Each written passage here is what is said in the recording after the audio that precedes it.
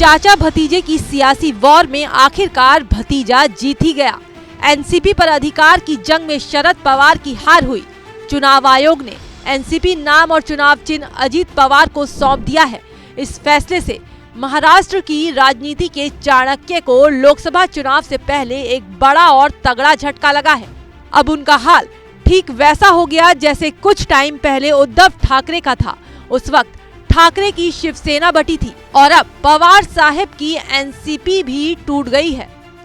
NCP यानी राष्ट्रवादी Congress party किसकी है, इसको लेकर 6 महीने पहले से अधिक समय तक सुनवाई चली।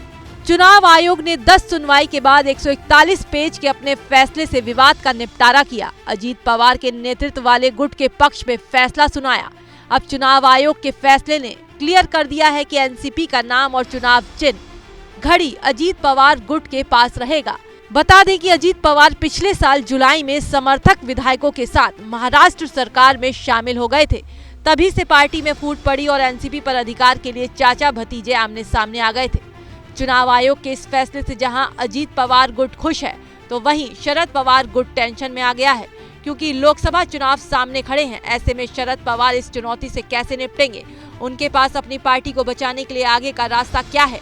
तो कहा जा रहा है कि शरद पवार के पास अब एक ही विकल्प बचा है, वो है देश की सर्वोच्च अदालत यानी सुप्रीम कोर्ट। इस फैसले के खिलाफ शरद पवार गुट सुप्रीम कोर्ट का दरवाजा खटखटाने की तैयारी में है। इसकी जानकारी खुद शरद पवार की बेटी सुप्रिया सुले ने दी है। इस पार्टी का फाउंडर मेंबर और फाउंडर लीडर कौन रहा है, तो एक ही नाम है, उसका नाम है शरद पवार।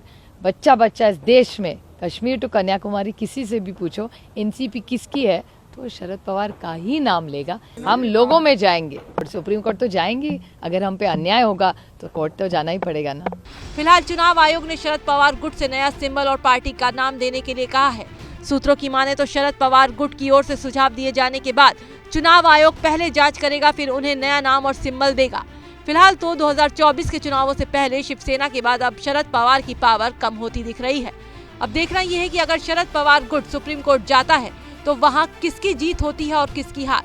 क्या वहां भी अजीत पवार गुट बाजी मारेगा या फिर शरद पवार की घड़ी का रुख फिर से उनकी तरफ हो जाएगा।